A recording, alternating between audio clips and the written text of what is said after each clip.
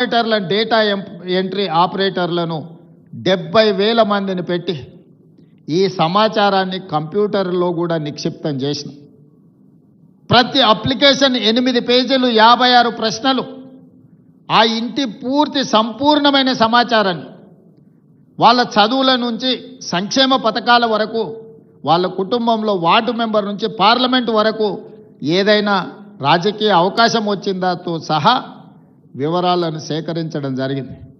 ఇంత క్షుణ్ణంగా ఇంత లోతుగా ఈ దేశంలో ఏ రాష్ట్ర ప్రభుత్వం కానీ కేంద్ర ప్రభుత్వం కానీ సమాచారాన్ని సేకరించలేదు.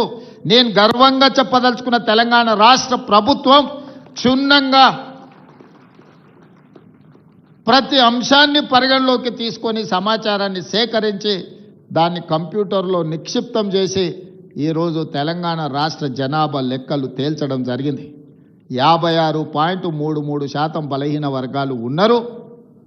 అదేవిధంగా ఎస్సీ ఎస్టీ ఉన్నత వర్గాలకు సంబంధించిన ప్రతి సమాచారాన్ని ఈరోజు సేకరించడం జరిగింది.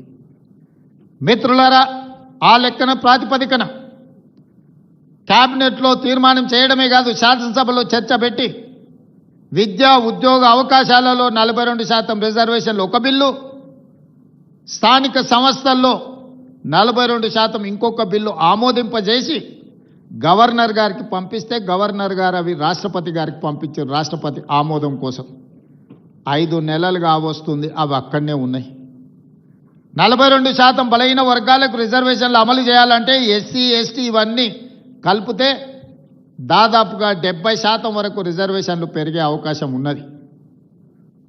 చంద్రశేఖరరావు గారు 2018లో పంచాయతీరాజ్ యాక్ట్ను తీసుకొచ్చిండు. వారు చేసిన చట్టం తెలంగాణ రాష్ట్రంలో 50%కి మించి ఎవ్వరికి రిజర్వేషన్లు ఇవ్వకుండా పక్కడబందిగా 50% మించకుండా 2018లో పంచాయతీరాజ్ యాక్ట్ను చంద్రశేఖరరావు గారు తీసుకొచ్చి చట్టం చేసిండు. ఇవాళ చట్టమే మనకు అడ్డంకిగా మారింది. స్థానిక సంస్థల్లో కానీ ఈరోజు స్థానిక సంస్థల్లో రిజర్వేషన్లు ఇవ్వాలి అని అంటే, నోటిఫికేషన్ ఇవ్వాలి అంటే 2018లో ఆనాటి ప్రభుత్వం చేసిన పంచాయతీరాజ్ యాక్ట్ ఈరోజు అడ్డంకిగా మారింది. దాన్ని కూడా తక్షణమే కోర్టు ఆదేశాలు ఇచ్చింది, సెప్టెంబర్ 30 లోపల మీరు స్థానిక సంస్థల ఎన్నికలు నిర్వహించండి అని. మరి అత్యవసరంగా ఎన్నికల్లో నిర్వహించాలంటే ఈ చట్టం అడ్డంకిగా మారిందని, శాసనసభకు సమయం ఉందని మంత్రివర్గ సమావేశాన్ని ఏర్పాటు చేసి ఆర్డినెన్స్ తీసుకొచ్చి ఆ 50% అడ్డంకిని తొలగించండి అని ఆర్డినెన్స్ పాస్ చేసినాం. ఆ ఆర్డినెన్స్ కూడా గవర్నర్ గారి దగ్గరికి వెళ్ళింది. గవర్నర్ గారు అది కూడా ఆమోదించకుండా రాష్ట్రపతి గారికి పంపించారు.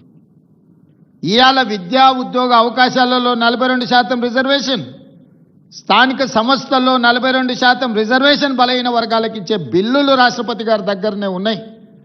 చంద్రశేఖరరావు గారు తెచ్చిన చట్టం ఈరోజు 50% లోపలనే రిజర్వేషన్లు ఉండాలని ఏదైతే చేసిండో దాన్ని తొలగించడానికి చేసిన ఆర్డినెన్స్ కూడా ఈరోజు కేంద్ర ప్రభుత్వం దగ్గర రాష్ట్రపతి గారి దగ్గర చిక్కుకున్నాయి. ఇవాళ మేము వాటి గురించి మాట్లాడి వాటి గురించి చర్చించి ఇక వీళ్ళు వినడం లేదు, వీళ్ళతోని కొట్లాడాల్సిందే అని ఢిల్లీ జంతర్ మంతర్ దగ్గర పెద్ద ఎత్తున ధర్నా చేసినాం.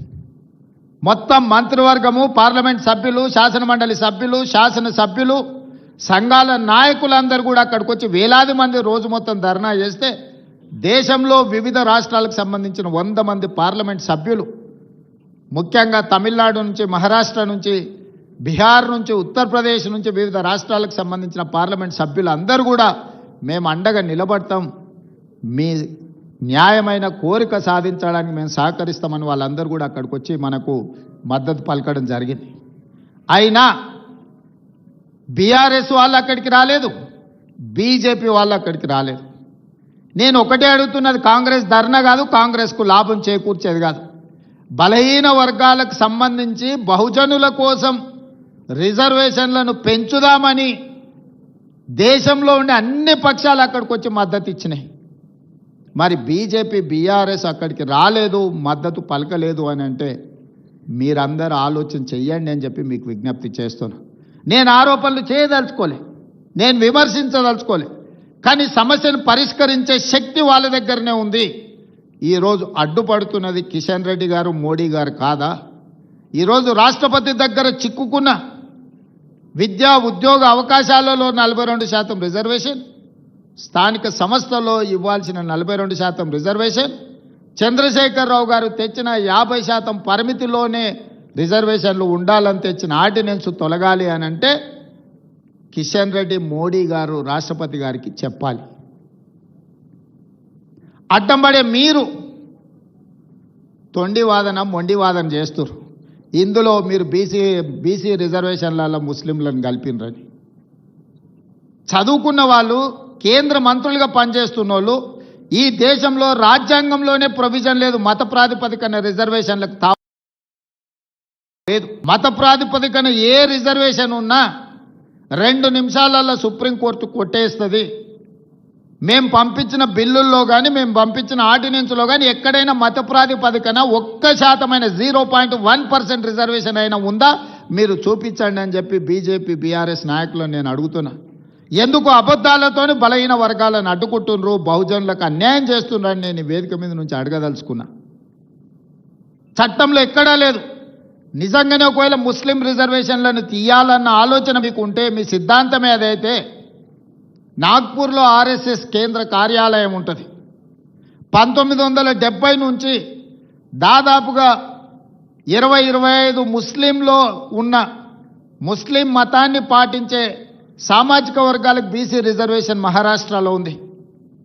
మీరు తొలగించగలరా? గుజరాత్, నరేంద్ర మోడీ గారు పుట్టి పెరిగిన గుజరాత్ రాష్ట్రంలో ఈరోజు ముస్లిమ్స్కి బీసీ రిజర్వేషన్లు వస్తున్నాయి. నరేంద్ర మోడీ గారు గుజరాత్లో తొలగించగలరా? ఈరోజు ఉత్తరప్రదేశ్లో బీసీ రిజర్వేషన్లలో ముస్లింలకు సంబంధించిన రిజర్వేషన్లు ఉన్నాయి. ఉత్తరప్రదేశ్ నుంచి ప్రధానమంత్రిగా ఉన్న నరేంద్ర మోడీ గారు మీరు ఉత్తరప్రదేశ్లో తొలగించగలరా? దూదేకుల కానీ, నూరు భాష కానీ, ఇతర ముస్లిం వెనుకబడిన వర్గాలు మొదటి నుంచి బీసీలలో రిజర్వేషన్లు ఉన్నాయి. మన దగ్గర కూడా దూదేకులకు రిజర్వేషన్ ఉంది, నూరు భాష ఉంది. అదేవిధంగా బార్బర్ కమ్యూనిటీ, కటింగ్ చేసే వాళ్ళు ముస్లింలలో ఉన్నారు. కుల వృత్తులు, బట్టలు ఉతికే వాళ్ళు ఉన్నారు, దూది నేసే వాళ్ళు ఉన్నారు. వీళ్ళందరికీ కూడా బలహీన వర్గాల కింద రిజర్వేషన్లు ఉన్నాయి. 50-60 సంవత్సరాల నుంచి వాళ్ళకి రిజర్వేషన్లు ఉన్నాయి. ఇవాళ కొత్తగా ఎవరు ఇచ్చింది లేదు.